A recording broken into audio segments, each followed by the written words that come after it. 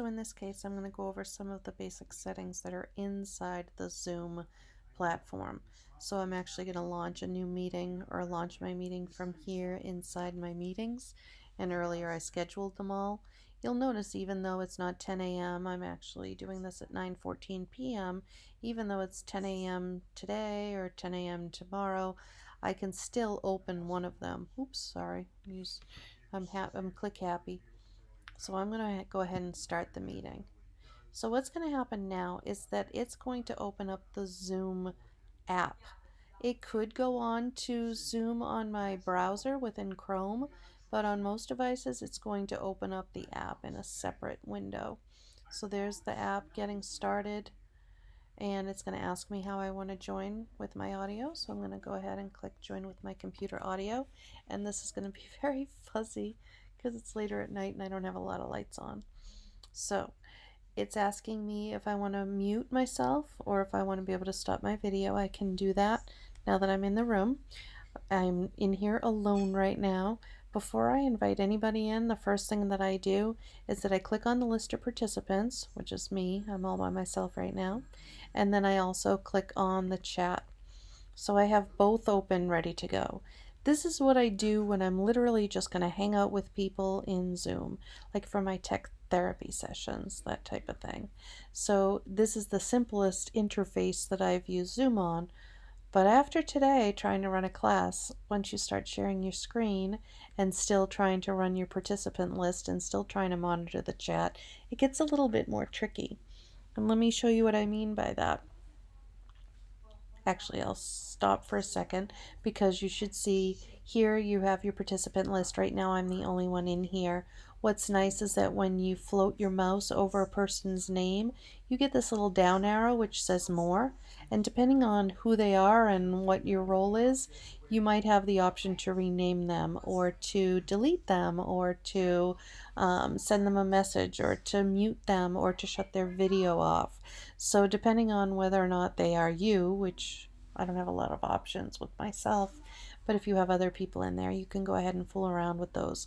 Like I said, I hope that you're doing all of this practicing with your teammates so that you can push all the buttons like you're in an elevator.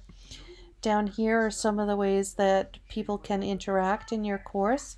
Once you have the paid Zoom version, under more, they'll have even more options like the applause, or they can say that they're needing a break or that they are away from their screen.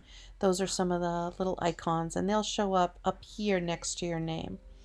You also can go to invite if you want to go in, and then you can click on copy the invite link, which gets copied to your clipboard. Then you can email it to somebody or you can send it to someone in a text, whatever works for you. So that's a way to invite somebody who can't seem to get into your room.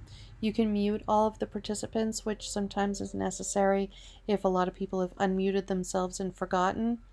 And then the more list over here gives you more to choose from. So it's fun to be able to look through them and see what you can do, whether or not you have things enabled. Some of these were enabled in your settings earlier. Locking your meeting, that's a great question. I haven't even seen that before. It might mean that you're locking it from outsiders. I'd have to play with that to see.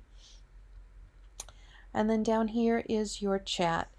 Also another important thing, you can decide down here, I'm going to click on the little snowman, the 3 dots that is lying down, and I can decide if my participants can chat with nobody at all.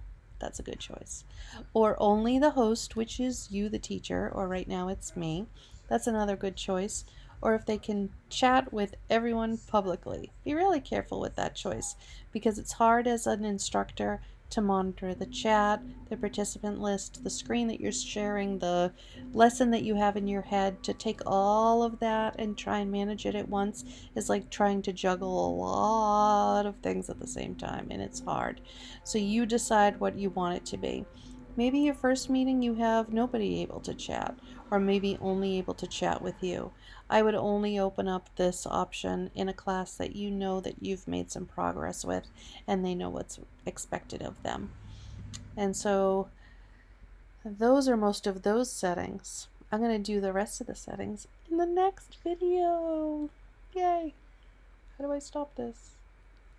I don't know. Did I even record this?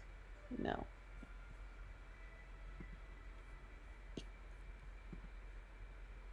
No, it's still recording. Oh, there it is. See? We're all on the learning curve. Welcome to the learning curve.